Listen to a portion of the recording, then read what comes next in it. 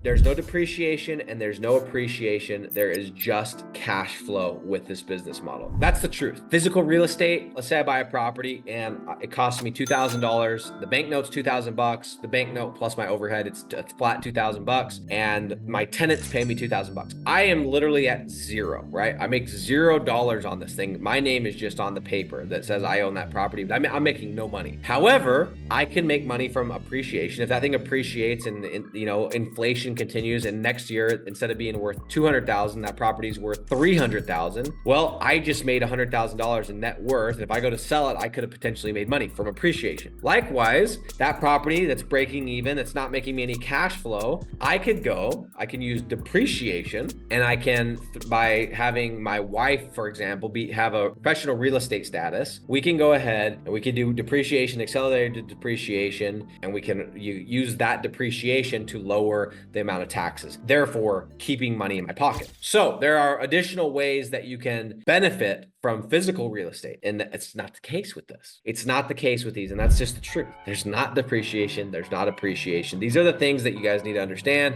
And so the reality is, and here's how I make peace with that one, guys, is I am still doing physical real estate. I am still buying physical real estate. I am actively looking at deals. I am actively breaking down numbers. I'm talking to agents and hey, do you have any deals? Do you know what's going on? What's the rates? Talking to bank guys. I am using, as I said in the beginning, digital real estate to pay my bills, get out of the rat race, and then take the additional money on top of my money that just allows me to live, stacking that cash and using that to buy properties. So I'm doing both. So I'm still going to get the appreciation and the depreciation, but it's going to come from physical real estate. I just want to make sure that you guys are aware that it doesn't have those advantages. Now, some of you guys might be like, which one's better out of physical real estate, digital real estate, etc. And I'll tell you this right now, if you have unlimited cash and cash is not your problem and you can go and put money down on properties and whatever, man, physical real estate's great because you have appreciation, you have depreciation, and you have cash flow, multiple components. However, you are going to need a lot of cash, and scaling is going to be much more challenging than it is with this. And on top of that, location wise, it's a little bit more difficult to buy properties when you're not on site and to make sure properties are taken care of when you're not on site. So there's still some disadvantages, but I'm not here to say, definitively speaking, digital real estate is better than physical real estate. I think they're both good. And I think if you have unlimited cash,